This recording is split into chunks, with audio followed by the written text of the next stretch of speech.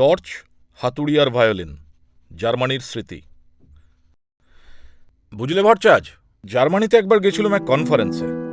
আমি তখন নেহাতি ছোকরা, সে বন বিশ্ববিদ্যালয়ে, রাইন নদীর ধারে। আহা, কি সুন্দর ক্যাম্পাস! তখন আমার গবেষণা ছিল কসমোলজি বিষয়ে।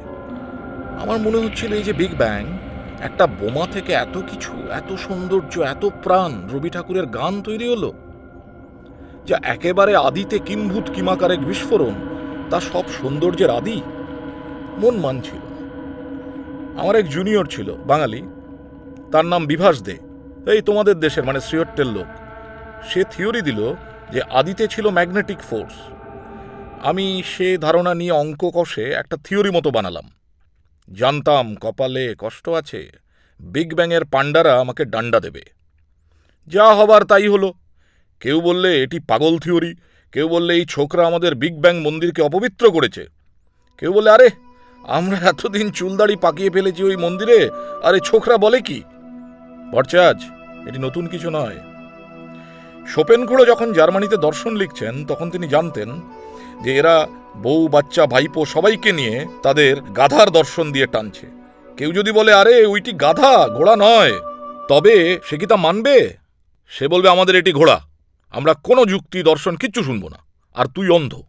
যাই হোক, বিকেলে ঘুরতে ঘুরতে গেলুম বন শহরের বেটোফেন মিউজিয়ামে। জুলাই আগস্ট মাস, দূরে একটা গাছের পাতা উজ্জ্বল হলদে, আর অনেক লোক ঘুরে বেড়াচ্ছে। হঠাৎ মনে হলো কেউ যেন আমাকে ডাকল, যে একটা পাগলাটে বুড়ো আমাকে তার দিকে যেতে বলছে। বুড়ো জার্মান, দশাসই চেহারা, বিশাল কপাল, নীলচে চোখ। সে আমাকে জিজ্ঞেস করলো আমি কি মুস্তফা আলীর দেশের লোক। আমি প্রথমে অবাক, পরে মাথা নাড়লাম। সে আমাকে বলল যে আলী সাহেব আর তার বাবার খুব দোস্তি ছিল, আর তার বাবা ছিলেন ডাকসাইটে জার্মান পত্রিকা সম্পাদক।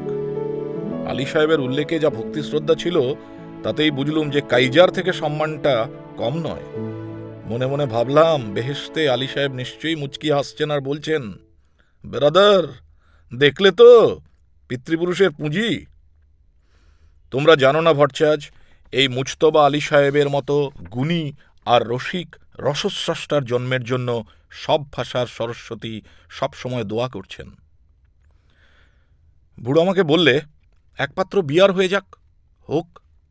বুড়ো তার ঝোলাটি নিয়ে গেল, আর আমরা বসলুম এক পানশালায়।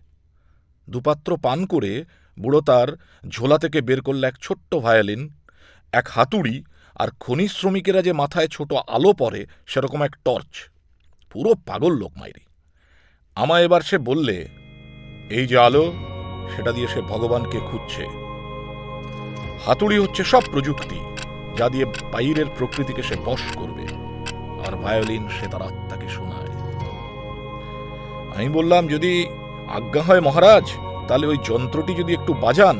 মনে মনে বললাম, টর্চের সন্ধানটি আমরা ভারতবর্ষে ভালোই জানি, হাতুড়ি বিষয়ে আমরা হাতুড়ি পিঠেই খেয়েছি বেশি, কিন্তু ভায়োলিনের প্রসাদটি গরমাগরম পাওয়াটা নেহাত মন্দ নয়।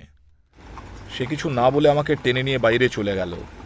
মিউজিয়ামের কাছে এক পার্কে বসলাম, তারপর সে বাজাতে লাগলো। ভট্টাচ, আমি সঙ্গীতের লোক নই, কোনো তালিম নেই, নেহাত কৌতূহলে বলেছিলাম আর কি। আর সে সুর কিরকম যেন আমার বুকের মধ্যে নারকেলের কোরানির মতো কোরাতে লাগলো। আমার খুব ছোটবেলার কথা মনে হতে লাগলো। মনে হলো সেই ছোটবেলায় গঙ্গার ভোর। আমার যেন কান্না পেতে লাগলো। আমি অদ্ভুত সব শব্দ শুনতে লাগলাম, যে ভায়োলিনের নয়। মনে হলো আমার আরো 10টা ইন্দ্রিয় গজিয়েছে, আর আমার মন সেই ইন্দ্রিয়ের চাপ নিতে পারছে না, শ্বাস বন্ধ হয়ে আসছে। চোখ খুলে দেখি রাত প্রায় 8টা, বেশ আলো আছে, বুড়ো নেই, পার্ক খালি, আর আমার তখন একটা নেশার ভাব। তবে সেটা বিয়ারের নেশা হবে বোধহয়। ডক্টর অবকাশ রঞ্জন কর, জন্নতবাসী সৈয়দ মুজতবা আলী, শ্রীচরণেশ্বর।